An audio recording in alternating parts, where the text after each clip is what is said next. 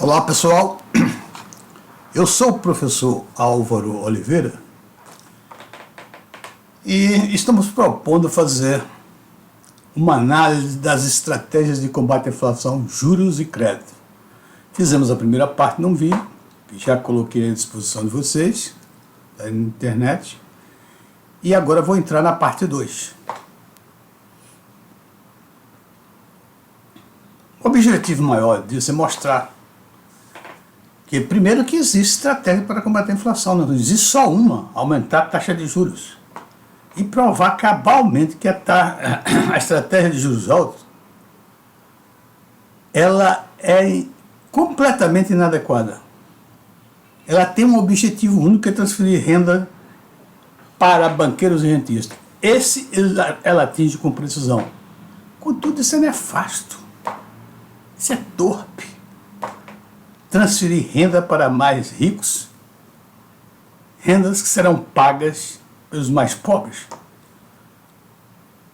Ao contrário do que diz o ministro do presidente do Banco Central, que a taxa de juros altos é bom para os mais pobres porque eles é que pagam a inflação. Ora, a taxa de juros altos significa que ela é maior do que a inflação. Então quem é que paga?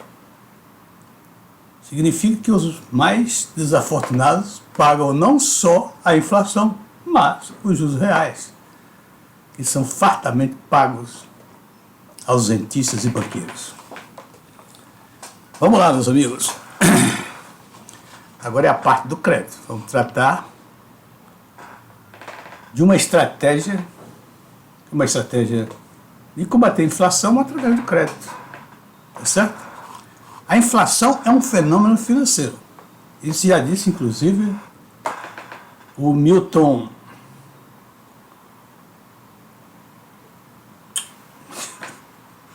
É bom. O de Chicago, Milton Friedman.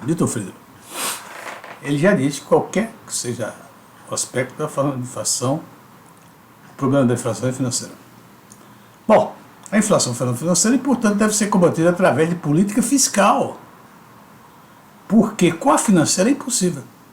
E isso eu vou demonstrar aqui mais uma vez, já demonstrei muitas vezes aí. Reduzir demanda agregada com títulos públicos, moeda remunerada, o único resultado é transferir rendas para banqueiros e rentistas.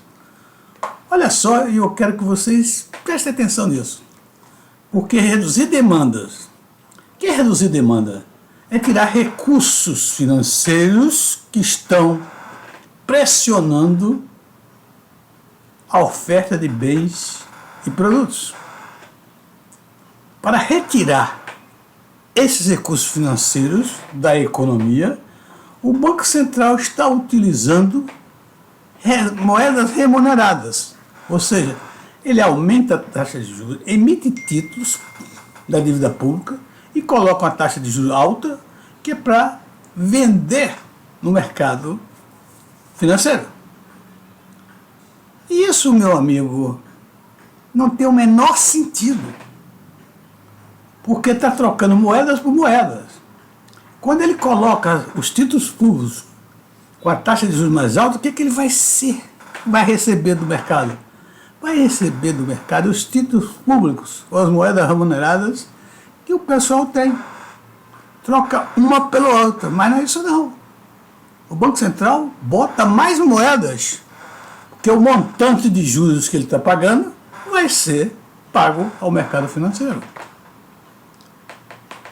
Então, como é que eu posso esvaziar essa caixa d'água?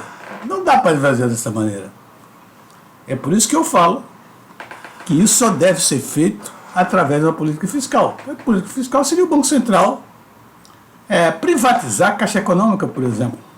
Aí sim, as pessoas do mercado financeiro pagariam a compra, o valor da Caixa Econômica, e sairia do mercado financeiro esse valor.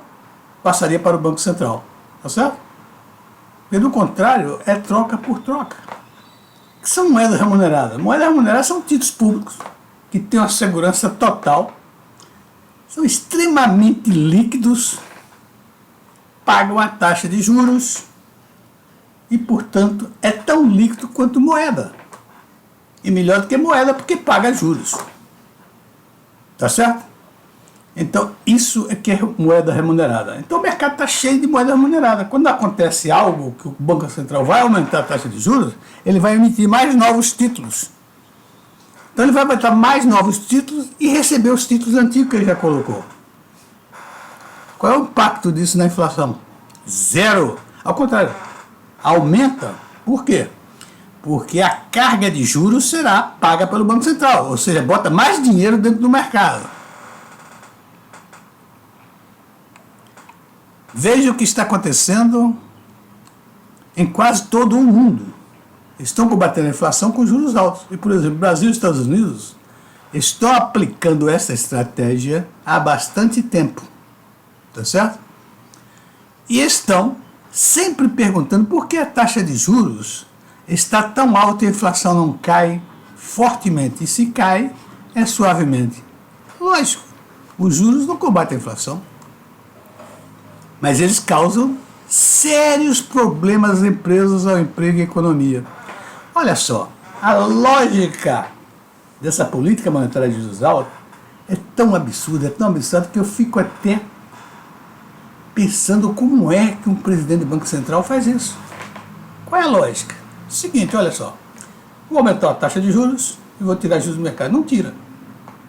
Está botando mais. Pressupostamente,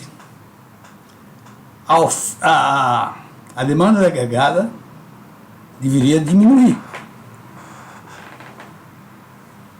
e reduzir a inflação. Mas, se ele aparentemente diminui de um lado, porque foi tirado, eles pagaram, compraram a nova moeda, do outro lado, aumentou a dívida do governo. Aumentar a dívida do governo cria perspectivas de inflação mais alta no futuro, que é mais forte do que a redução que houve na demanda agregada. Dá para entender? É isso aí. E olhe, preste e pense sobre isso, que você vê claramente o que está acontecendo. Então, não existe redução da demanda. Ao contrário, o aumento dos juros aumenta mais a demanda. Tem mais dinheiro na economia. E isso cria perspectiva de inflação mais alta no futuro.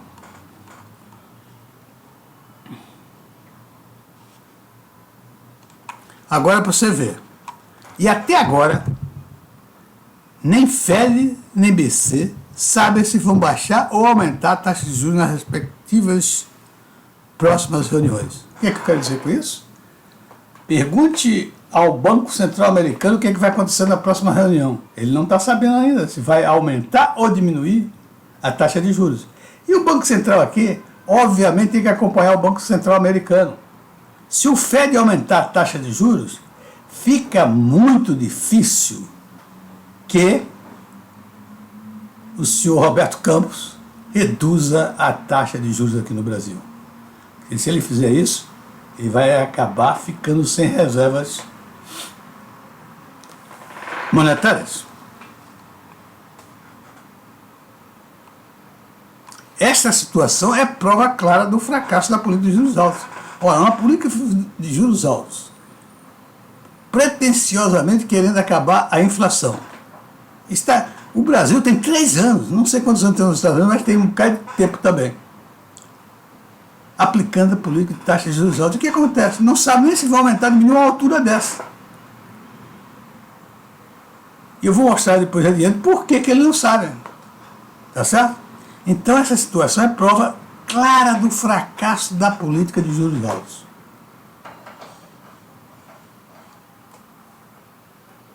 Claro, absoluto. Não é? Porque uma altura dessa, o Brasil tem 3 anos. Vai fazer 3 anos agora em março.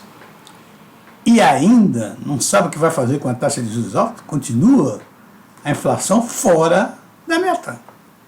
Estados Unidos também. Absurdo, né? Olha, como vimos na parte 1, a estratégia de juros altos no combate à inflação é deletéria. Primeiro, ela é aplicada aleatoriamente, isto é, sem que haja uma identificação clara da origem da inflação. Segundo, Pior ainda, a origem identificada, déficit público, está errada. E se não se sabe a origem da enfermidade, como aplicar o remédio que cura a doença? Fica jogando aleatoriamente remédios para ver aquele que colhe, porque você não sabe qual é a origem. Você colocar que déficit público é a origem da inflação é um absurdo. Pode até ser, mas você vai ver que tem outras variáveis muito mais influentes nisso. Para não cometermos o mesmo erro citado acima, porque nós achamos que deve ser aplicada a estratégia de controle da inflação pelo crédito. Vamos ressaltar que a expansão do crédito é a causa primordial da inflação e não déficit público, dito pela esmagadora maioria dos economistas. Olha aqui uma coisa bem clara, esclarecendo. O déficit público pode causar inflação, mas não é causa principal. Se a taxa de expansão do crédito estiver exagerada, haverá inflação, independentemente se temos déficit público ou superávit. Portanto, se é assim, quem é a causa principal da inflação? Obviamente a expansão do crédito. Como combater a inflação com política de expansão do crédito? O BC controla a expansão do crédito por intermédio de uma política chamada de reservas fracionárias. Tá certo? Através da taxa de depósitos compulsórios, TDC, esta taxa determina quanto de um valor depositado num banco deverá ser depositado no BC como reservas fracionárias e quanto estará livre para ser emprestado. Se o BC decide expandir o crédito, estabelece, por exemplo, uma TDC de 10%, significando que o banco depositará no BC como reservas compulsórias 10% do montante recebido dos depositantes. E os 90% dos restantes ele poderá emprestar. Quando o BC optar por apertar o crédito, a TDC poderá ser mudada para 90%. Em vez de 10%, ela passa para 90%.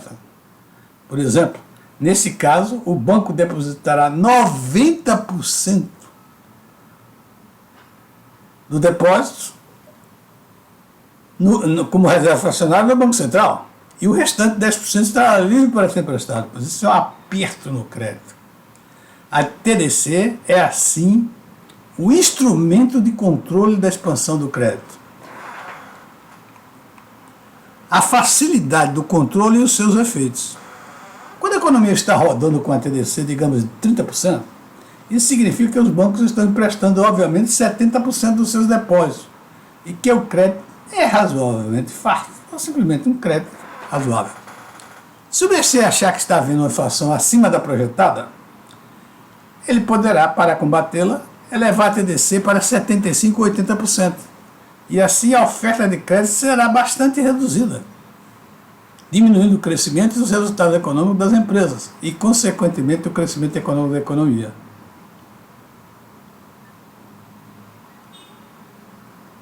Desta maneira, a redução da velocidade do crescimento da economia facilitará o trabalho enormemente do controle da inflação. É importante observarmos que estratégias de juros altos preconizam da mesma forma a redução do crescimento econômico para dominar a taxa de crescimento da inflação. Se vocês verem no vídeo 1, você vai ver isso aqui. Muito claro, por quê? Eles começam aumentando os juros, mas não controlam a inflação, lógico que não controla. Então o que ela faz? Ela dificulta a administração da empresa. Por quê? Porque ela aumenta as despesas financeiras, reduz a receita da empresa. E o que isso leva? Leva a empresa a ter um resultado menor, um lucro menor, ou pode entrar no prejuízo. Isso, evidentemente, se as empresas acontecendo isso, vai diminuir o crescimento da economia. Ou a economia entra em recessão. É catastrófico isso.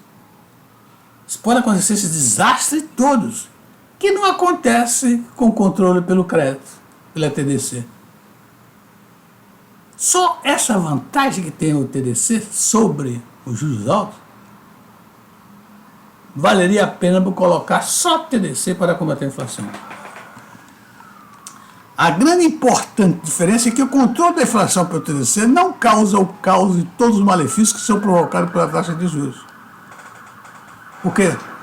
Pela taxa de juros, eles estão sempre aumentando a taxa de juros, dificultando a empresa, provocando prejuízo, provocando redução de resultados, ritmos ínfimos de crescimento da economia, às vezes recessão. Absurdo que a política de juros altos provoca, para não combater a inflação. Tanto é que está aí. Hoje, Estados Unidos e Brasil não sabem o que vai acontecer com a taxa futura. O controle pela TDC não precisa utilizar a taxa de juros. Portanto, não tem custo. E são diretos. Agora, você imagina, o custo da taxa de juros até final de outubro, até final de outubro, estava em 700 bilhões o custo dessa política de juros. Ou seja, a despesa financeira provocada, paga pelo governo e por nós, é de 700 bilhões. E segundo o senhor presidente do Banco Central, Alberto Campos Neto, isso é melhor do que a inflação. Porque a inflação, que o povo paga a inflação, o povo pobre é quem paga a inflação. E o povo pobre não paga essa conta de 700 milhões? E o que é essa conta de 700 milhões? Essa inflação? Não, a inflação mais juros reais. É isso aí que está sendo pago. Então não vejo como é que o senhor Roberto Campos fica dizendo isso a toda hora. Só me parece uma enganação. Uma enganação porque ele não tem justificativa para uma política tão cara e não ter resultado nenhum no controle da inflação. Ou perto disso. Esse controle é fácil, a reação das empresas é imediata. Olha só, quando eles começam a conjurar e se pergunta por que as empresas, a inflação não cai imediatamente. Sabe o que eles respondem? Inclusive o senhor Roberto Campos, diz que é porque as empresas reagem um pouco tarde. Não é verdade isso, as empresas reagem imediatamente. Elas antecipam compras, as pessoas antecipam compras e a reação delas é aumentar a inflação. E o que ele está falando? Não reage, quer dizer, não está quebrando ainda. Porque nesse primeiro momento ele não está atacando a inflação.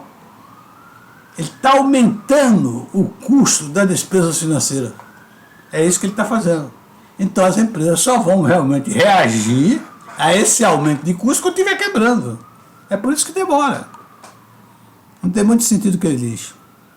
Nem ele, nem os economistas do mundo geral. Não é só aqui não, no mundo todo. A resposta é a mesma, é padrão.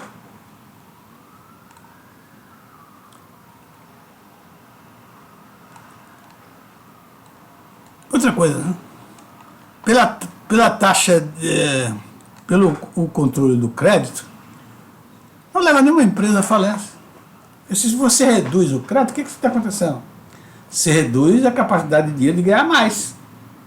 Mas não custa para ela nada em função dessa política. Ela pode muito bem continuar ganhando dinheiro menor, mas ganhando dinheiro. Agora, juros altos, não. A empresa fale mesmo, vai à falência. Tá certo?